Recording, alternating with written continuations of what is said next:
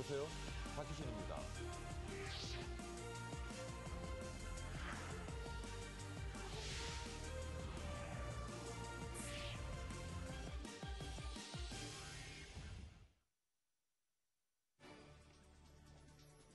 머니24 헤드라인입니다. 앤드류 큐오모 뉴욕 주지사가 추강력 허리케인 영향으로 이틀간 휴장한 뉴욕 증시가 오늘 밤에는 개장할 수 있을 것이라고 말했습니다. 그리스 정부와 채권단이 구제금융 지원 조건인 새 긴축안에 최종 합의했다고 안토니 사마라스 그리스 총리가 밝혔습니다. 국제유가가 주요 기업의 실적 호조로 상승했습니다. 11월 국내 증시는 미국과 중국의 선거 영향으로 경제보다는 정치에 의해 움직이는 장세가 연출될 것이라는 전망이 나왔습니다. 미국의 8월 캐시일러 주택가격 지수는 145.87로 지난해 8월보다 2.03% 증가했습니다.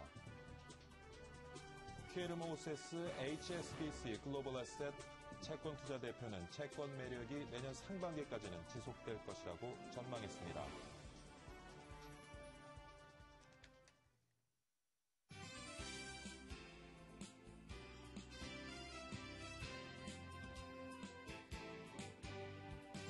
네, 10월 24일 수요일이 아니죠. 10월 31일 수요일입니다. 네, 박희준의 여보세요 2부 시작하도록 하겠습니다. 우리 시장에 지금 환율 허리케인이 불어닥쳤고요. 미국의 월가는 허리케인 샌디가 강타하면서 모든 것이 멈춰버린 상태입니다. 이틀째 뉴욕 증시가 지금 휴장을 하고 있는데 124년 만에 처음 있는 일이라고 합니다. 근데 또 이 영향으로요, 우리 기업들도 자금 조달에 지금 애를 먹고 있는 상황으로 하니까 참 위기 연속인 것 같습니다. 박희준의 여보세요. 글로벌 마감 시황부터 짚고 가야겠죠. 박지은 외신캐스터가 준비하고 있습니다. 박지은 외신캐스터. 네, 시황센터입니다. 대형 허리케인 샌디가 미국 동부 지역을 강타하면서 월가도 사실상 올스탑되는 초유의 사태가 벌어졌습니다. 뉴욕 증시는 이 여파로 이틀째 휴장했습니다. 바로 유럽으로 가보시겠습니다. 미국 허리케인 샌디 때문에 어제 우울했던 유럽 증시, 오늘은 활짝 웃었습니다. 대형주들의 실적이 예상을 뛰어넘어서 개선된 것으로 나오면서 개장 후부터 상승세를 달렸습니다. 또 미국의 주택 가격 지수가 호전된 것으로 나오면서 유럽 증시에 힘을 보탰습니다. 뿐만 아니라 그리스 정부가 트로이카와 긴축 합의안을 발표한 것도 유럽 증시에 호재로 작용한 것으로 보입니다. 자세하게 짚어보겠습니다. 영국 FTSE 지수 0.95%, 54.8포인트 오르면서 5,849 기록했습니다. 독일 닥스 지수 1% 넘게 크게 오르면서 7,284, 프랑스 까크 지수 역시 1.4%에 급등하는 모습 보이면서 3,459로 장을 마감지었습니다. 다음으로 아시아 가보시겠습니다. 뉴욕 증시의 휴장 여파 때문인지 아시아 증시 덩달아서 한산한 모습 보였습니다. 시장을 움직일 만한 재료가 부족한 가운데 개별 흐름을 이어갔습니다. 이 가운데도 일본의 하락세가 두드러졌는데요. 일본은행이 자산 매입을 위해서 특별 기금을 확대하는 통화 완화 정책을 발표하면서 해외 경제의 심각성을 부각시켰습니다. 이에 따라서 일본 증시가 타격을 받은 것으로 보입니다. 자세하게 보시겠습니다. 일본 니케이 지수 1% 가까이 내려갔습니다. 8,841 나타냈고요. 중국 상해종합지수는 반면에 소폭 올랐습니다. 2,062 나타냈습니다. 홍콩 항생지수 0.38% 내려가면서 21,428로 장을 마감지었습니다. 지금까지 시황센터에서 전해드렸습니다.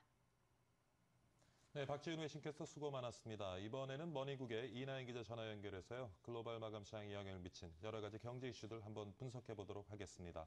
이나영 기자. 네, 머니국입니다. 유럽 주요 증시는 허리케인 샌디의 영향을 받은 소강 장세 속에서도 대형주의 실적 랠리에 힘입어 일제히 상승했습니다. 영국과 프랑스, 독일 증시 모두 일제히 1% 내외로 올랐고요. 스페인 증시는 3분기 경제 성장률이 마이너스 0.3%에 머물러 5개 분기 연속 위축됐다는 소식에도 1.02% 상승했습니다. 다만 그리스 증시는 정부가 트로이카와 합의한 긴축안에 대한 반발 속에서 0.5% 하락했습니다. 유럽 증시, 뉴욕 증시가 허리케인 때문에 문을 닫아서 거래가 활발하지 않았지만 예상을 넘은 대형주들의 실적 개선에 힘입어 상승 장세가 종일 이어졌습니다. 특히 브리티시 페트롤리엄 BP와 도이치방크가 실적 호조를 보이면서 2주 만에 최대 상승폭을 보였는데요. 독일의 도이체방크는 3분기 순이익이 7억 4,700만 유로로 깜짝 실적을 공개하면서 시장 전망치를 크게 상회했고요. 영국에서는 정유업체인 BP가 멕시코만 원유 유출 사고 후유증 속에서도 3분기 순이익이 지난해와 비교해서 개선된 것으로 나타났습니다. BP 지난 3분기 순이익은 전년 동기 50억 달러에서 54억 달러로 증가했습니다. 미국에서 발표된 10월 주택가격 지수가 상승한 것도 상승세에 힘을 줬는데요. 미국의 주택가격이 3개월째 상승세를 이어가면서 미국 주택 경기가 회복세에 있음을 확인시켜줬습니다. 지난 8월 미국 주요 대도시 20곳의 주택가격을 조사한 케이스실러 지수는 전년 동기 대비 2% 상승을 나타내면서 지난 2010년 7월 이후 최대 상승폭을 보여줬습니다. 그리스 정부의 트로이카와의 긴축 합의안 발표도 유로존의 불안감을 누그러뜨렸습니다. 안토니스 사마라스 그리스 총리는 긴축 시한 2년 연장을 조건으로 트로이카와 135억 유로 구제금융을 받는 긴축안에 합의했다고 공식 발표했습니다. 사마라스 총리는 협상이 끝났다면서 의회가 긴축안을 승인하면 그리스는 유로존에 머물고 위기에서 벗어날 것이라고 강조했습니다. 트로이카는 지난 2달 동안 그리스와 추가 자금 지원 조건을 놓고 줄다리기를 해왔는데요. 새 긴축안이 나오면서 유로존 재무장관들은 이를 논의해서 다음 달까지 그리스 사태 해법을 내놓을 계획입니다. 하지만 긴축안은 다음 주 그리스 의회를 통과해야만 법적 효력을 얻게 되는데요. 신민당과 사회당 등 긴축안에 찬성하는 정당이 의회 과반 의석을 차지하고 있지만 내부 반발이 적지 않아서 통과를 낙관할 수 없습니다. 그리스는 다음 달 구제 자금을 받지 못하면 국가 부도를 맞을 수밖에 없어서 긴축안 의회 표결이 최대 고비가 될 것으로 보입니다. 지금까지 글로벌 마감 시황이었습니다.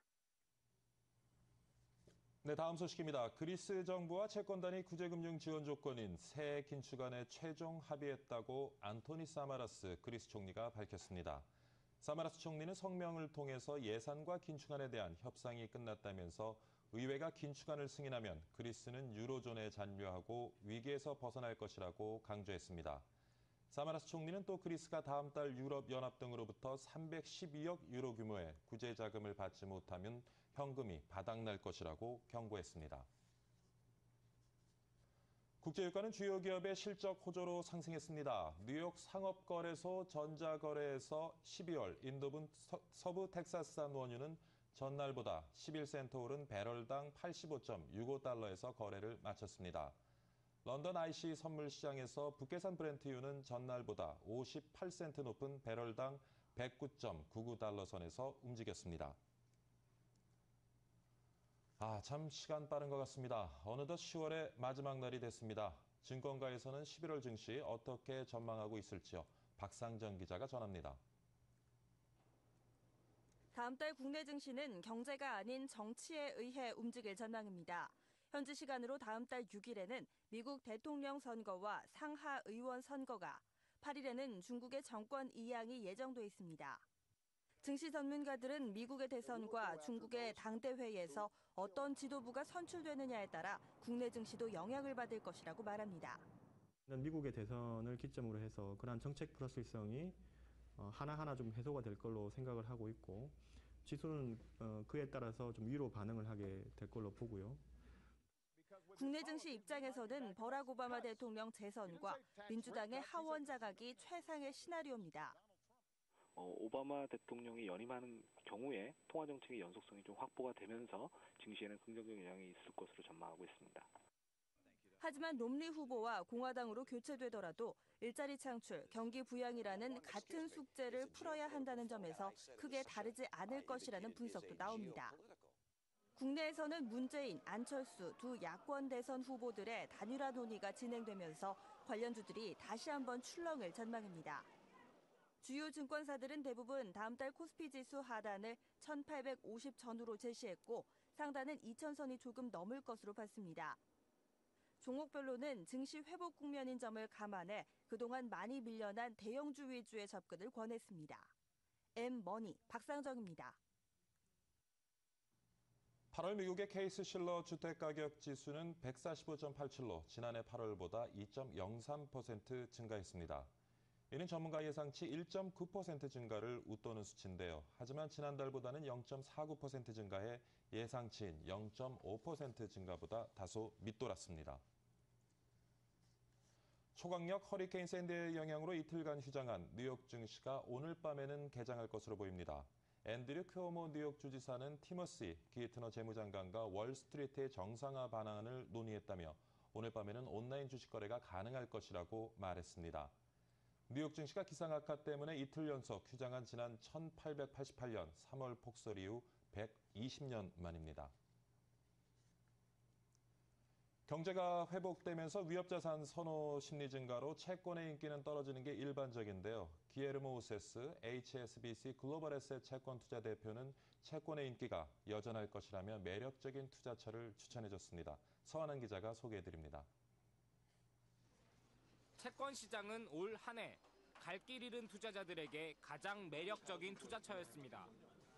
증시를 떠난 자금들은 브라질과 한국 등 이머징 국가의 채권으로 몰려들었습니다.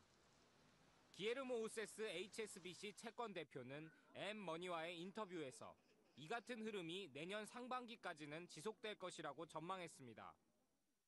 In the Korean curve went up, it's quite likely that the currency would appreciate much more than any capital losses that you may take on your bonds because of the increase in yields. 그는 한국의 재정 수지가 건전하기 때문에 해외 투자자들에게 인기가 좋다고 덧붙였습니다. It's a well-run country with a strong fiscal and current account performance. The currency is also relatively attractive from a valuation perspective. 오세스 대표는 내년에 주목해야 할 곳으로는 폴란드, 크로아티아, 루마니아 등 동유럽 국가들을 꼽았습니다. Which we think are making significant improvements in terms of fiscal performance and that offer very interesting spreads. 그는 동유럽과 함께 브라질이나 중국과 같이 안정적인 신용 등급을 가진 국가들의 회사채를 추천했습니다. 엠머니 서한한입니다. 화장품과 일반 의약품, 건강보조식품 같은 생활용품을 파는 곳을 드럭스토어라고 하죠. 요즘 들어 부쩍 출점 경쟁이 치열하다고 합니다. 그런데 대기업은 물론 프랜차이즈 업체까지 앞다퉈서 사업에 뛰어들면서 골목 상권이 위협받고 있습니다. 유재준 기자가 전합니다. 젊은 사람들로 온종일 붐비는 서울 강남역 주변. 여기에만 4개 브랜드의 8개 점포가 들어섰을 정도로 드럭스토어 업체마다 힘겨루기가 한창입니다. 아무래도 상품군도 좀 더 다양한 것 같고요. 뭐 해외 제품도 있고, 그러니까 편의점에 없는 것들이 되게 많이 모여 있는 것 같아요. 이들의 눈높이와 구미에 맞춰 화장품 등 뷰티용품과 건강보조식품 등 헬스용품을 두루 갖췄습니다.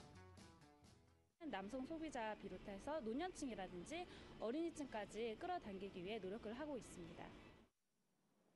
1999년 국내 처음으로 드럭스토어가 문을 연 지 13년 만에 전체 매장 수는 400개를 넘어섰습니다. 최근 5년 새 무려 4.8배나 급증한 것입니다. 시장을 선점한 CJ에 이어 GS 리테일과 코롱, 신세계 등이 앞다퉈 진출했고 롯데도 연말에 1호점을 개장합니다. 하지만 대기업이 각축전을 벌이면서 제기되는 골목상권 위협 논란은 풀어야 할 과제입니다. 지금도 취급 품목수가 1만 개가 넘는 드럭스토어는 품목 구성을 더 늘려가고 있어 편의점이나 슈퍼마켓에 준하는 규제가 필요하지만 규제의 영역에서 비껴나 있습니다. 따라서 대기업들 스스로 신규 출점 거리 제한을 두고 동네 슈퍼와 겹치는 상품군은 판매 비중을 제한하는 등 상생의 노력이 필요해 보입니다. 엠머니 유재준입니다.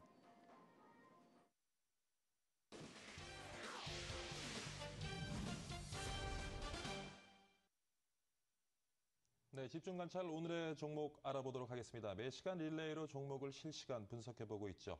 오늘 종목은 SK 하이닉스입니다. 토로스증권의 박준현 차장 전화 연결해서 관련 내용 알아보도록 하겠습니다. 안녕하십니까, 차장님. 안녕하세요. 네, SK 하이닉스 얼마 전에 이제 기후변화 대응 최우수 기업으로 꼽혀는 소식도 있고요. 요즘 친환경 경영에 부쩍 신경을 많이 쓰고 있는데 어떤 기업인지 조금 소개를 해주시죠. 예, SK 하이닉스, 하이닉스는 소개가 따로 필요 없을 정도로 굉장히 유명한 기업이죠. 예. D램과 낸드 플래시 등을 생산하는 세계적인 반도체 제조업체입니다. 매출액 기준으로 봤을 때는 2011년 기준으로는 세계 8위 정도를 지금 차지하고 있고요. 2012년에 그 3월 26일부터 SK 하이닉스로 개명을 해서 SK 그룹의 자회사로 지금 출범을 했습니다. 3분기 실적이 시장 예상보다는 나은 150억 원 영업 손실을 기록을 했습니다. 그 이유를 살펴봤더니 디램이 상당히 안정적인 수율로 나왔기 때문에 원가 절감 효과가 있었고요. 수익성이 높은 모바일 디램이라든지 멀티칩 패키지 같은 제품 믹스 개선도 있었던 것으로 보이고요. 신규 스마트폰과 태블릿 PC 출시로 낸드 가격이 상승한 것이 가장 큰 원인이었습니다. 그렇기 때문에 4분기에는 흑자 전환을 지금 전망하고 있는데요. 중국 쪽의 스마트폰 업체들이 모바일 디램과 인베디드 낸드 쪽의 수요가 지금 강세를 보이고 있고요. 애플사가 지금 삼성전자와 소송 때문에 상대적인 좀 수혜를 볼 수 있지 않을까라고 생각을 하고 있습니다. 가장 중요한 이유는 고수익성의 모바일 관련 반도체 제품 믹스 개선 때문에 4분기에는 일단 영업이익과 당기순이익의 흑자 전환을 전망하고 있습니다. 네, 여러 가지 호재들이 있는 것 같은데 최근에 와서 SK 하이닉스 주식시장에서는 어떤 흐름을 보이고 있는지요? 최근에 그 기관이 11일 연속 순매수를 해주고 있습니다. 아무래도 네. 이런 부분은 4분기 흑자 전환에 대한 기대감 때문이 아닌가라고 생각을 하고 있고요. 외국인들도 그동안에 순매수를 해주다가 지난 이틀은 순매도를 했습니다. 아무래도 이런 부분들은 이제 원화 강세의 이유가 가장 크지 않나라고 생각하고 있고요. 기관을 중심으로 일단 수급이 개선되고 있다는 점에서 지난 6월 이후 4개월 만에 25,000원 돌파를 시도하고 있는 상황이고요. 지난 간밤에 유럽 증시가 나쁘지 않았기 때문에 오늘 중으로 25,000원을 돌파하지 않을까 좀 보고 있습니다. 네, 그렇군요. 그럼 오늘 장에서는 우리 SK 하이닉스 어떤 모습을 보일지 또 우리 투자자들은 어떻게 대응을 해야 될지 좀 짚어주시죠. 예, 일단은 그 미국 대선 이후에는 아무래도 좀 증시 불확실성이 어느 정도는 좀 없어지지 않겠는가라고 생각을 하고 있고요. 네. 미국이 이제 11월 22일 추수감사절 이후에는 최대 쇼핑 시즌이 시작이 됩니다. 블랙 프라이데이라든지 사이버 먼데이 같은 최대 쇼핑 시즌이 이제 크리스마스 시즌까지 이어지게 되는데요. 전기전자 업종에는 하나의 모멘텀으로 작용하지 않을까라고 보고 있습니다. 최근에 반도체 쪽을 보면은 디램 업체들이 이제 감산을 하고 있고요. 쇼핑 시즌을 대비해서 PC OEM 업체들이 디램을 재구매하고 있기 때문에 11월 달에 디램 현물 가격은 반등하지 않을까라고 전망을 하고 있고요. 최근에 태블릿 PC 출시 그리고 중국 업체들의 중저가 스마트폰 출시로 낸드 가격이 지금 계속 타이트하게 유지가 되고 있습니다. 그렇다면은 4분기에 흑자 전환을 감안할 때 3만 원을 목표 주가로 매수 의견을 드리도록 하겠습니다. 네. 오늘 토로스증권의 박준현 차장과 함께 SK 하이닉스 관련된 투자 전략 같이 한번 세워봤습니다. 이른 아침에 좋은 말씀 감사드립니다. 감사합니다.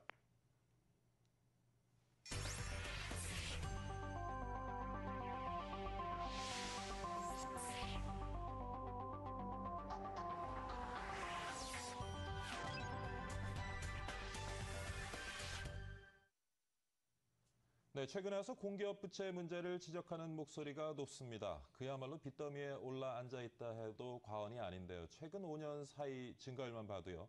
우리가 매우 심각하다고 지적했던 과계부채는 41%, 민간기업 부채는 37%인데 반해서 공기업 부채는 자그마치 105%나 늘어난 것으로 나타났습니다. 빚더미에 올라앉은 공기업, 문제가 아닐 수 없는데요. 이 내용을 현대경제연구원 백홍기 수석연구위원 모시고 말씀 나눠보도록 하겠습니다. 안녕하십니까, 연구위원님. 안녕하십니까. 네. 저희가 연구위원님이 이렇게 발간한 보고서를 봤는데요. 공기업 부실화 가능성 점검이라는 그런 이제 보고서를 저희가 보고 연락을 드렸습니다. 네네. 자, 오늘 이제 공기업 부실화에 대해서 좀 얘기를 나눠보고자 하는데 지금 공기업 부실화 어느 정도 상황이 악화되어 있는지요? 현재 공기업 부채가 총 361조 원이라고 상당히 많다고 알려져 있는데요. 저희가 정부가 지정한 공기업이 총 28개입니다. 예. 그중에서 이제 중장기 재무제표 분석이 가능한 18개 공기업을 대상으로 저희들이 재무 분석을 해봤는데요. 예. 먼저 가장 심각한 것이 이제 재무 상태가 상당히 악화됐다 이렇게 분석이 되었습니다. 예, 예. 그래서 공기업들이 이제 2003년도만 해도 예. 전체 평균 부채 비율이 한 99% 정도였었는데 작년 말에 이제 평균적으로 한 208% 정도로 그동안 한 2배 이상 늘은 그런 모습을 좀 보였습니다. 예. 그래서 이에 따라서 이제 공기업들이 연간 이자 비용만 5조 원씩 내고 있는 그런 상황입니다. 이제 문제는 이제 수익성이 뒷받침이 되면 큰 문제가 되지 않는데 공기업들의 이제 그 수익성을 보면은 자기 자본 이익률이 그동안 분석 기간 동안 계속해서 떨어져 가지고 작년 같은 경우에 지금 마이너스까지 나와 있는 상태고요. 영업이익률도 분석 기간 동안 3분의 1 토막이 난 그런 상황입니다. 그래서 그러니까 수익 구조가 예, 계속 예. 악화되고 있는 상태에서 빚은 늘어가다 보니까 지금 빚을 앞으로도 갚을 여력도 예, 없고 그렇습니다. 계속 빚이 그래서 늘어갈 수밖에 없는 그런 예, 구조를 예, 지금 예, 만들고 예, 있군요.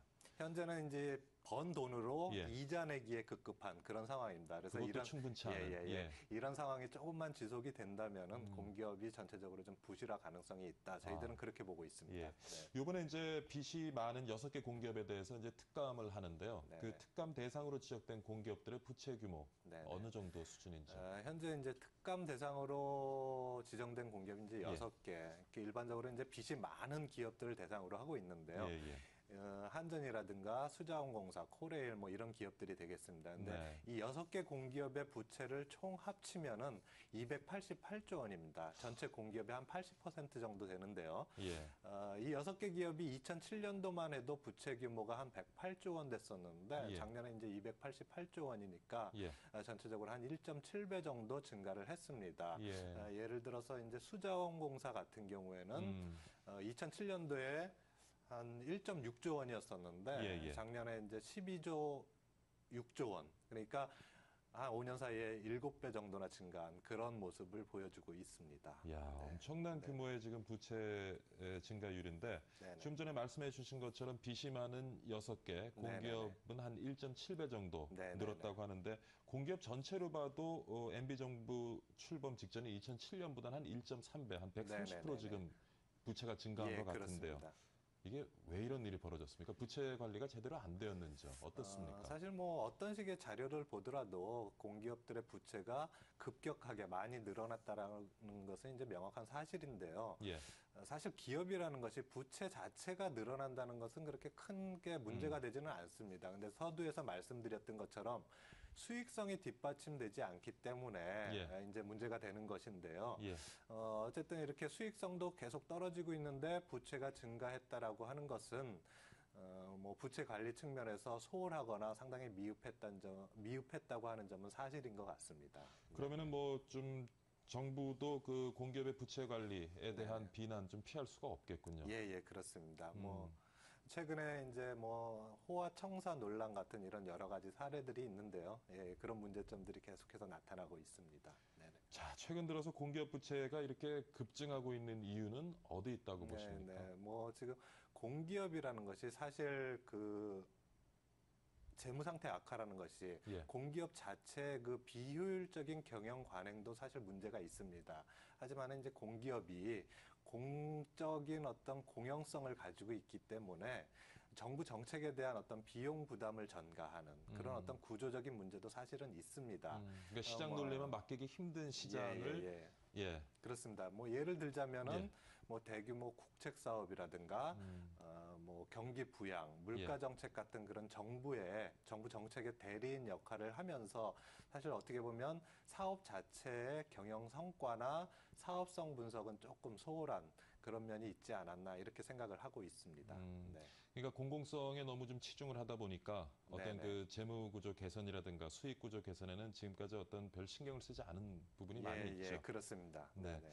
자, 지금 사실은요. 최근에 와서 이제 글로벌 시장에서 네네. 양적 완화 공조가 만들어지고 그래서 굉장히 많은 자금들이 지금 한국에 투자로 지금 몰리고 있는데 네, 그러니까 그 이유는 사실은 우리 국가의 신용 등급이 네네. 향상된 거 네네네. 그래서 그 재무 건전성이 좋은 것이 이제 가장 큰 이유 중에 하나로 꼽히고 있는데 네네. 지금 공기업이 이렇게 빚이 많으면은 네네. 이게 앞으로 우리나라 국가 신용 등급이라든가 네네. 국가 재무 건전성에도 굉장히 악영향을 줄 수 있을 것 같은데요. 어떻습니까? 예, 그렇습니다. 사실 공기업이 이렇게 부실화되고 파산한다고 해서 예. 뭐 정부가 그것을 메워줘야 된다라고 하는 어떤 법적인 근거는 사실 없습니다. 근데 최근에 이제 근데 뭐 공공 서비스를 네네네. 책임지고 있는 공공 기업들을 정부가 지원해주지 않으면 네네네. 아무래도 공공 서비스를 이제 국민들이 제대로 못 받게 되다 보니까 네네네. 피해가 또 생길 수밖에 그렇습니다. 없고요. 최근에 그 일본의 사례들을 보면은 일본에도 지금 지방 공기업들이 계속해서 파산하는 사례가 나타나면서 예. 일본 정부가 계속 그 재정으로 메워주고 있거든요. 예, 예. 그렇기 때문에 이제 이런 공기업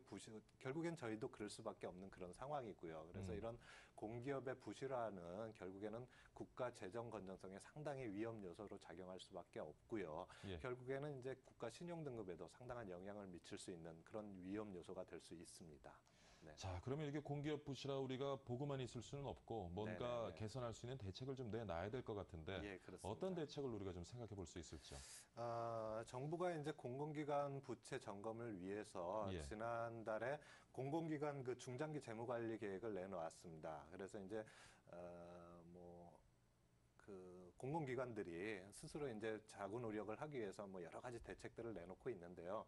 정부도 그 공공기관이 스스로 잘 부채 자구 노력을 하기 위해서 이제 대책을 해줘야 된다라고 그렇게 이제 생각을 합니다. 그리고 정부가 정부 부채뿐만 아니라 그 비정부 공공기관 부채까지 종합적으로 관리 감독을 좀 강화하는 그런 대책이 좀 필요하다고 볼 수가 있겠습니다. 예. 정부 입장에서는 그런 그 공기업 부실화를 막기 위해서 공기업들이 가지고 있는 부채를 관리할 수 있는 어떤 제도적인 장치 마련하는 것이 좀 필요해 보이고요. 네네. 공기업들도 좀 자구적인 노력이 필요하겠죠. 예, 그렇습니다. 이제 공기업들이 이제 스스로 자구 노력을 하기 위해서 여러 가지 대책들을 내놓고 있습니다. 증자라든가 자산 매각, 중장기적으로 뭐 요금 인상 같은 그런 노력들을 계속 하겠다고 이제 얘기를 하고 있는데요. 자산 매각도 이제 말씀을 하셨는데 공기업들의 자산을 들여다보면은 좀 불필요한 부분들도 많이 지금까지 가지고 있었던 것 같아요. 어떻습니까? 그렇습니다. 뭐 제가 앞에서 재무 건전성이나 무슨 수익성 이런 부분을 말씀드렸지만은 사실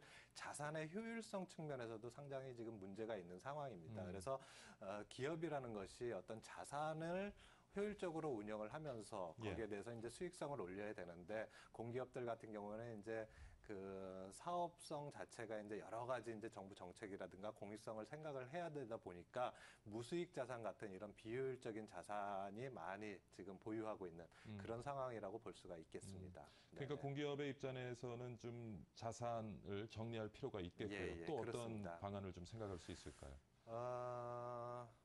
정부 같은 경우에는 그러니까 어떤 대규모 구축 사업을 하기 전에 사전에 어떤 그 전문성 있는 그런 타당성 분석을 좀 확실하게 할 수 있는 그런 부분이 좀 필요하다고 볼 수가 있겠습니다. 그리고 이제 또 한 가지 말씀드리고 싶은 거는 공기업의 어떤 역할 문제인데요. 사실 그게 가장 사실 좀 선행적으로 정의돼야 될 문제죠. 공공기관 어떤 사업을 시행하는 데 있어서 공공기관의 어떤 역할이 필요한 것인지 그런 공공기관이 필요하다면 공기업이 과연 할 수 있는 것인지 그래서 전반적으로 어떤 이런 공기업의 역할에 대한 재검토가 좀 종합적인 재검토가 필요하다고 볼 수가 사실 있겠습니다. 지금 이제 많은 부분은 사실 사기업이 해도 될 부분을 공기업이 하는 부분도 있거든요. 그 부분은 좀 과감히 털어내고 공기업들이 해야 될 부분에 집중하는 모습을 좀 보여야 되지 않겠나 그런 생각이 듭니다. 그렇습니다. 뭐 앞으로는 그런 이제 방안들을 가지고 우리가 접근을 해야 되겠지만 지금 가지고 있는 부채 이걸 좀 어떤 식으로든 해결을 해야 되는데 결국에는 국민 혈세로 해결이 돼야 되지 않을까요? 예를 들어서 뭐 한국전력 같은 경우에는 전기세를 올린다든가 아니면 정부가 어느 일정 부분을 또 부채를 탕감해 준다든가 여러 가지 방안들이 지금 논의되고 있는데 어떻습니까? 그렇습니다. 그동안 이제 공기업들이 스스로 자구 노력을 하겠다고 내세운 방안들을 보면은 사실 그렇게 이미 발표됐던 내용들이 대부분이고요. 사실 그 실제적인 효과는 좀 의문시되는 경우도 좀 있습니다. 그래서 그 방안들의 대부분이 이제 요금 인상이라든가 정부 지원 쪽에 초점이 맞춰져 있는데요. 이런 것들이 이제 다 현실화가 된다면은 뭐 공기업의 부채는 줄어들 수 있겠지만은 반대로 정부의 빚은 오히려 늘어나는 그런 문제가 발생이 됩니다. 결국에 이제 국민의 부담일 수밖에 없는 상황이죠. 그렇다면은 지금 이제 공기업들이 제시하고 있는 혹은 정부가 가지고 있는 그러한 지금 부채를 해결하는 그런 대안 말고 또 어떤 대안을 좀 생각할 수 있을지요? 일단은 공기업이 스스로 자구 노력을 하기 위해서 정부가 독려를 해야 되는 그런 부분이 있는데요. 그래서 뭐 잘하고 있는 공기업, 재무구조 개선을 잘하고 있는 공기업에 대해서는 세금 감면이라든가 어떤 인센티브를 제공함으로 인해서 그 효과를 좀 더 증대시킬 수 있도록 그러한 좀 정책들이 필요하다고 볼 수가 있겠습니다. 잘 알겠습니다. 사실 요즘에 그 공기업 부실화 사회에서 많이 문제가 되고 있는데요. 정부도 공기업의 부채를 관리 감독할 수 있는 좀 시스템을 잘 만들어서 운영을 해야 될 것 같고 공기업 또한 좀 자구 노력을 통해서 지금 가지고 있는 부채를 조금 줄일 수 있는 그런 움직임이 필요하지 않을까 싶습니다. 자, 현대경제연구원의 백홍기 수석연구위원과 함께 오늘 말씀 나눴습니다. 이런 시간 출연 감사드립니다. 감사합니다. 수고했습니다.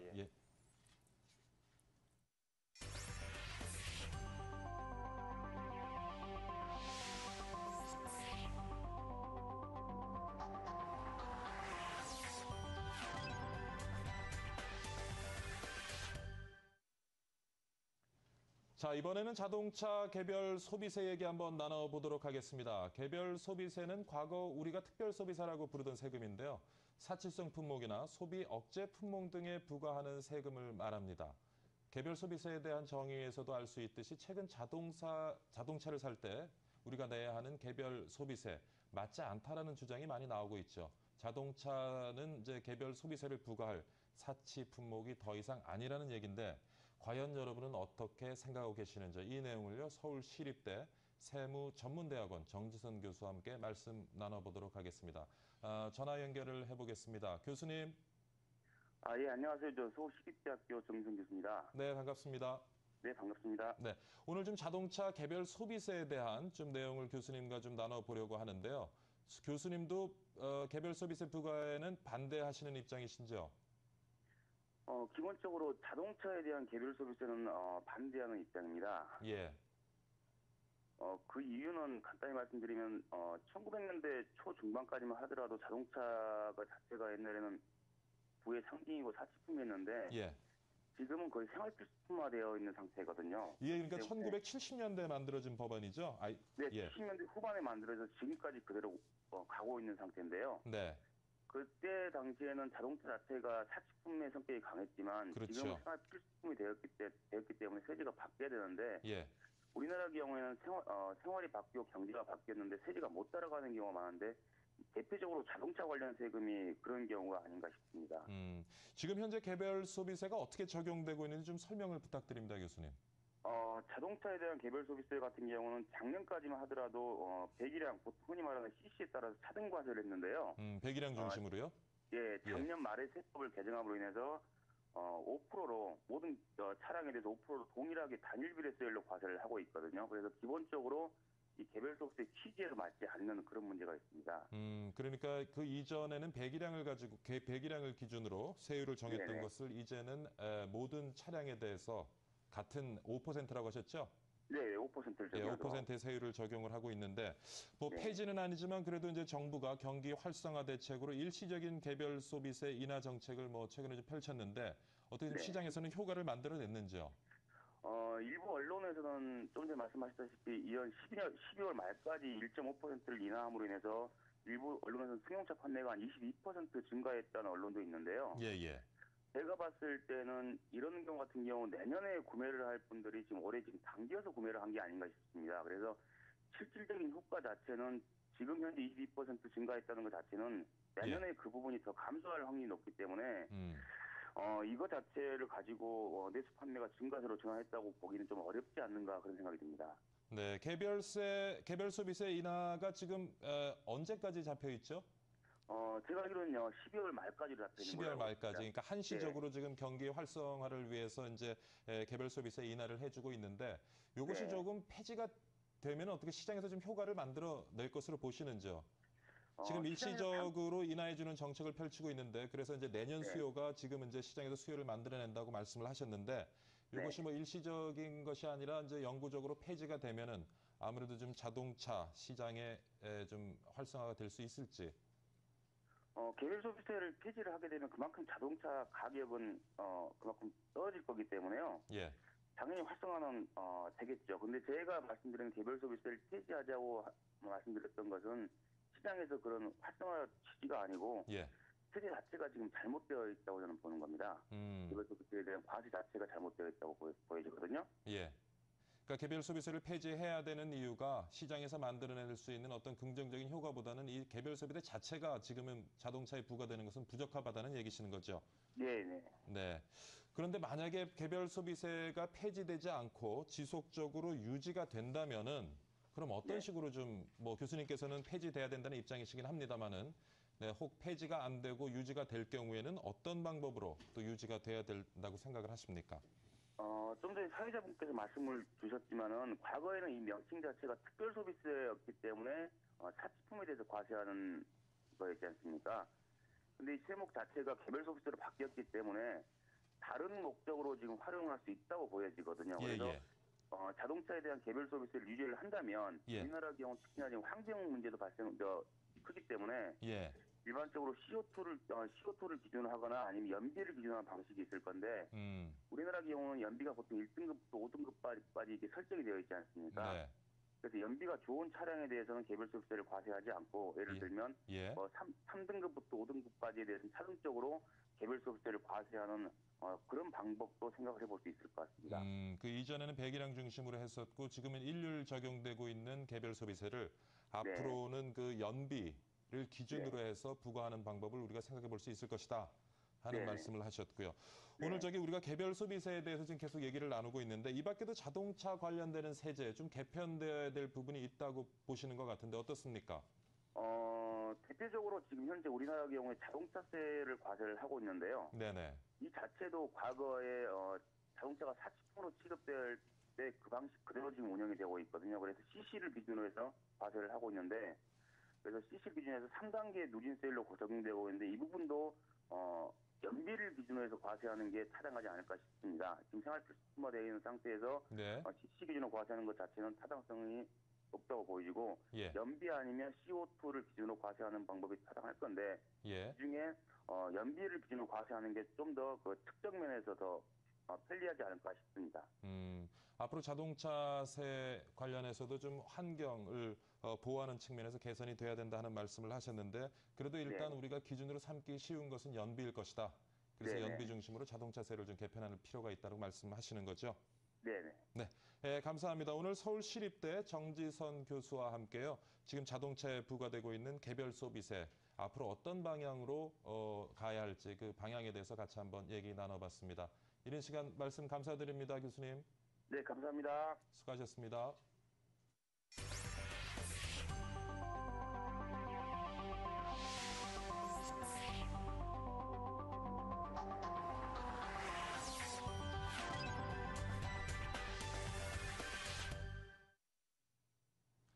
네, 중소기업 현장의 살아있는 이야기 들어보는 시간이죠. 매주 토요일 와토스 코리아의 송공석 대표 모시고 있습니다. 오늘도 스튜디오에 나와 계시는데요. 안녕하십니까? 네, 대표님? 안녕하세요. 네, 조금 전에 나와서 들으셨을 텐데 그 자동차에 부과되는 개별 소비세 대표님께서는 어떻게 보시는지요? 글쎄요, 지금은 자동차가 사치품이 아니고 필수품이잖아요. 그렇죠. 뭐 전혀 완전히 없애는 거는 세수의 문제가 있을 수 있으니까 등급별로 이렇게 미세 조정을 좀 해가지고 실제 사용 상태, 그 상태에 따라서 부담을 갖게 하는 게 훨씬 더 유리하지 않을까. 폐지되어야 하지만 갑자기 폐지하는 것이 힘들다면은 세수가 또 문제가 될지 않겠습니까? 또 세수 문제가 있다 보니까 어떤 차등을 둬서 부과하는 것이 불합리한 부분을 좀 조정해서 합리적으로 조정하는 게 좋을 것 같습니다. 네. 자, 오늘 우리 본격적인 얘기 나눠보도록 하겠습니다. 대표님, 지난주에 우리가 그 인증 얘기 했었거든요. 지난주에서 계속 좀 얘기를 해주시죠. 우리나라의 지금 인증제도가 갖고 있는 문제점이요. 지난주에는 뭐 KS 문제점에 대해서 제가 말씀을 드렸고요. 오늘은 좀 완전하지는 않지만 제 나름대로의 그 문제를 해결할 수 있는 방안에 대해서 몇 가지 말씀을 드리고자 합니다. 우리나라 KS 규격이 수준이 굉장히 낮다라고 말씀을 드렸지 않습니까? 그렇죠. 그러다 보니까 해외 기준들하고 비교를 했을 때에 이게 비교가 안 될 정도입니다. 그러다 보니까 우리는 이제 수출을 하기 위해서는 그 나라가 요구하는 인증을 받아야 되는데 수준이 워낙 낮은 상태에서 우리는 유지를 하다 보니까 훈련이 안 돼 있다는 거죠. 그래서 지금 현재 우리가 KS를 이제 그대로 마크를 붙여가지고 수출하는 건 거의 불가능하고요. 해외 인증을 받으려고 보니까 여러 가지 이제 기술적인 차이, 또 비용적인 차이 이런 것들이 좀 해결이 돼야 되지 않겠느냐 이렇게 생각이 됩니다. KS 인증 관련된 규격은 1970, 80년대 주로 만들어진 것들이죠. 네. 근데 그 뒤로 오늘까지 좀 제대로 어떻게 개선이 되지 못하고 있는 부분이 있기 때문에 수출을 하는 중소기업들이 KS 규격에 맞춰서 제품을 만들다 보면 글로벌 시장에서 굉장히 어려움을 겪는 그런 부분이 있다라고 말씀을 하시는 거죠. 네, KS 규격을 관리하는 기관이 지식경제부 산하의 기술표준원이라는 데가 있는데요. 거기에 한 230명 총 직원 중에서 실질적으로 규격을 다루는 사람은 한 70명 정도밖에 안 됩니다. 그 사람들이 1인당 한 약 250건 정도를 관리를 하고 있는데 이 법에 보면은 KS 규격을 5년마다 개정 작업을 하도록 이렇게 돼 있어요. 그 사람들이 5년마다 그 모든 규격을 이해를 하고 개정을 하는 데는 불가능한 숫자입니다. 그리고 또 하나는 그분들이 좀 안 된 얘기긴 하지만 그 사람들 다루는 사람들의 자질에 대한 문제, 또 업무 태도에 대한 문제도 결부돼 가지고 이게 5년 전 규격을 가지고 지금 만들어서 해외에다 수출하는 건 말이 안 되죠. 산업 현장에서는 거의 초 단위로 이렇게 이제 바뀌고 있는데 그걸 도저히 쫓아가지 못한다. 그래서 제가 봤을 때는 기술표준원의 인력을 행정직이나 이런 사람들을 기술직으로 많이 좀 전환을 시켜가지고 그 사람들이 실질적으로 그 규격마다 세계 기준을 전부 다 취합을 해서 거기에 맞도록 기준을 만들어 상향 조정을 해놓고 국내의 기업들이 거기에 쫓아올 수 있도록 리드를 해나가야 되지 않느냐. 그렇게 해야만 우리가 이제 수출을 하는데 상당히 도움이 될 것 같다. 지금 KS 인증의 문제점 중에 하나가 결과적으로는 그것을 관리하는 기술표준원의 관련 인력들의 어떤 자질 문제라든가 어떤 수적인 문제 이런 것이 개선되지 않고서는 기대하기가 힘들다 하는 말씀을 거의 불가능하다고 봅니다. 예, 그 부분이 좀 보완이 됐으면 하고요. 그다음에 뭐 지금 우리가 KS 인증도 얘기를 하고 있는데 최근에 와서는 뭐 KS 말고도 굉장히 많은 인증 제도들이 시장에 범람을 하고 있는데 그 부분은 좀 어떻게 보십니까? 제가 이게 뭐 화면이 보일런지는 모르겠습니다만 이게 갖고 나오는 그 자료를 보시면은 이게 뭐 수도 없이 많습니다. 수도 없이 많습니다. 이게 소비자들이 이게 무슨 인증 마크인지 이게 전혀 불가능합니다. 카메라 잡히는지 모르겠는데 이게 다 지금 우리 시장에서 통용되고 있는 나오네요. 화면이 잡히고 있습니다. 굉장히 많은 인증 제도들이 엄청난 있네요. 인증이 있는데 소비자들이 저걸 어떻게 구분을 해서 선택을 하겠냐는 얘기죠. 그래서 제가 봤을 때는 제 생각입니다만은 지금 여기 이제 그 K 정부에서는 법적으로 강제 인증을 받아야 되는 것이 19개가 있어요. 19개. 19개가 있는데 그건 강제로 받지 않으면은 그 판매를 할 수 없습니다. 형사 책임을 물어야 되니까. 그런데 다행히도 13개는 지금 통합을 해서 KC라는 마크로 이렇게 이제 운영을 하고 있습니다. 그래서 저희는 민간에서 하는 거라든가 법적인 강제 인증이 아니라 할지라도 규격 자체는 기술표준원에서 관장을 하고 마크는 KC로 하나로 통일을 했으면 좋겠다. 그러면은 KC 마크만 보면은 그것만 보고 물건 구매하면 간편하고 좋잖아요. 그리고 또 그것이 해외에 나가서도 한국에서는 이걸 하나면 다 통한데 이걸 한번 검토를 해봐라. 이렇게 하면은 훨씬 더 상담하기가 쉽지 않겠나. 대표님 궁금한 게 있는데요. 지금 이제 법정 강제 인증을 받아야 되는 것이 13개 인증이 있고 19개가 있습니다. 19개. 그게 이제 KC로 통합 관리되고 있다고 하는데 그러면 그 이외에 많은 인증 제도가 지금 만들어져서 운영이 되고 있는데 기업들은 그걸 왜 받습니까? 그러면 그게 뭐 어떤 그 인증을 받게 되면은 시장에서 어떤 경쟁력을 가질 수가 있나요? 과거에는 KS라 그러면은 품질을 보증하는 마크라고 생각을 했습니다. 지금은 KS 자체도 최저 수준만 유지하는 걸로 돼 있기 때문에 이제 각종 단체라든가 기업들이라든가 이런 사람들이 자기를 임의로 만들어서 홍보를 합니다. 그러니까 소비자들은 헷갈리는 거죠. 그러니까 이제 KS가 공식력을 잃다 보니까 이제 민간 단체들이 KS를 대체할 수 있는 그런 인증 제도를 만드는데 그것이 이제 많은 단체에서 만들다 보니까 지금 우후죽순처럼 인증 제도가 생겨나는 거예요. 난립이 돼 있으니까 소비자들은 이걸 어떤 기준에 의해서 이 마크가 부여가 됐는지를 모르잖아요. 그러니까 이거는 진짜 전혀 그 제품에 대한 그 기준에 대한 정보가 없이 구매를 하게 되니까 소비자들은 경우에 따라서는 불량품을 비싼 돈 주고 사야 되는 경우도 생기죠. 소비자 보호 측면에서라도 국가에서 운영하고 있는 인증 제도가 제대로 지금 관리되고 운영되지 못하기 때문에 민간에서 이런 인증 제도를 이제 만들기 시작하는 거고 그러다 보니까 소비자들이 지금 혼란을 겪을 수밖에 없는 상황이 온 거고요. 그렇습니다. 그러니까 지금까지 이제 그것이 이제 너무 난립되다 보니까 정부도 인식을 하고 이제 KC라는 하나의 마크로 이제 통합을 해 나가는 과정이 있습니다.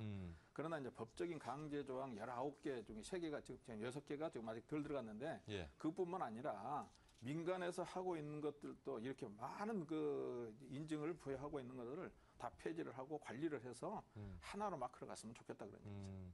마크를 좀 통일해서 하나로 가는 것이 좋겠다.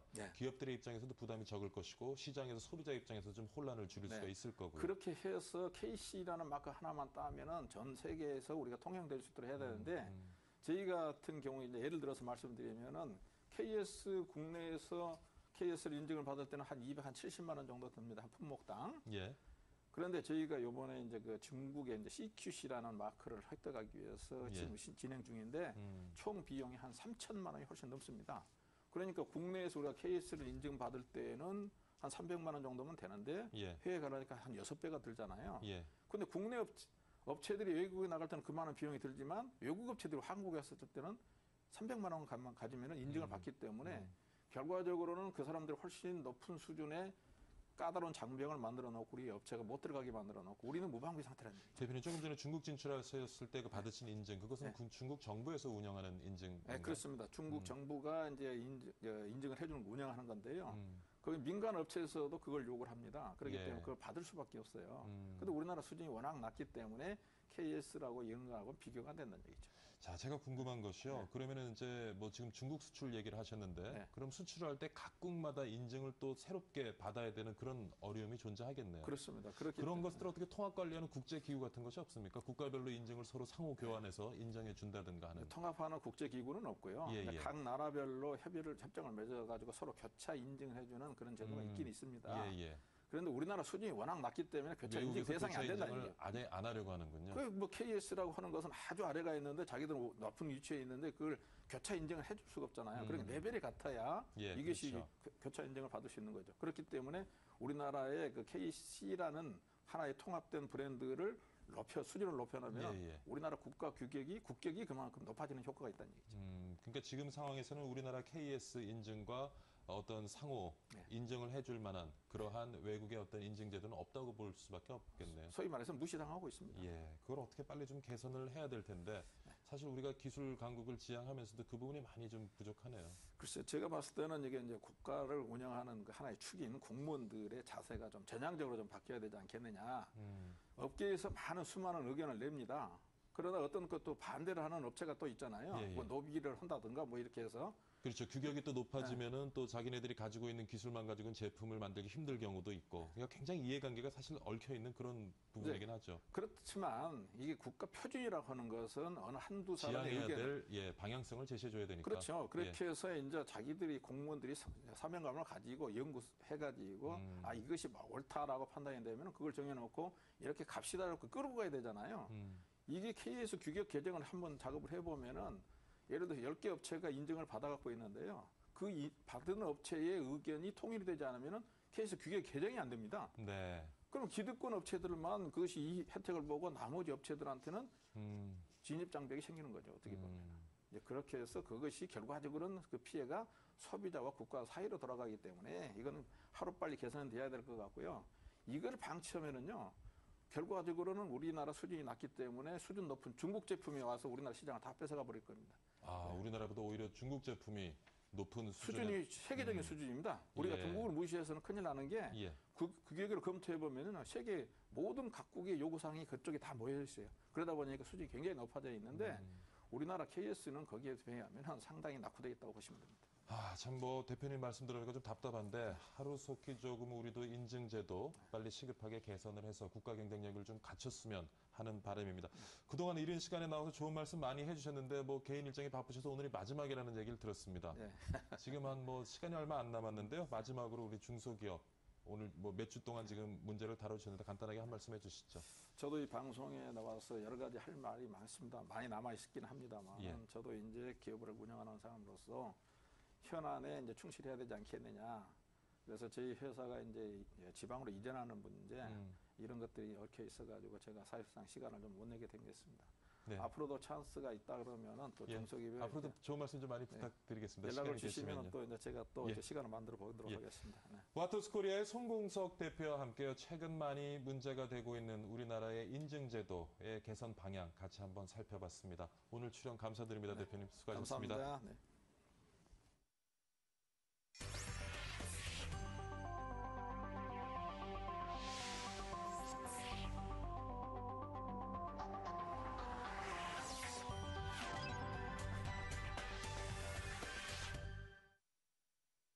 마칠 시간이 된 것 같습니다. 인사드리기 전에요. 박희준의 여보세 예고 하나 드리겠습니다. 내일부터요. 시청자 여러분과 함께 좀 호흡하고 소통하는 코너 저희가 한번 준비해봤습니다. 시청자 여러분이 직접 참여하는 시청자가 건다라는 그런 코너입니다. 전화 건다는 얘기죠. 시청자가 건다라는 그런 코너를 신설했는데요. 간단합니다. 방송 중에 여러분이 전화를 직접 받도록 하겠습니다. 그래서 방송을 보시면서 평소에 궁금했던 내용 그리고 또 해결하지 못했던 민원들 있으시면 전화 주십시오. 박희준의 여보세요에 전화 주시면 저 박희준 그리고 저희 박희준의 여보세요 제작진이 함께 나서서 주시는 문제 해결해 보도록 하겠습니다. 전화번호는요. 02-2000번에 4974에서 4975번까지입니다. 자, 오늘 여기서 마치고요. 내일 다시 찾아뵙겠습니다. 시청해 주셔서 감사합니다.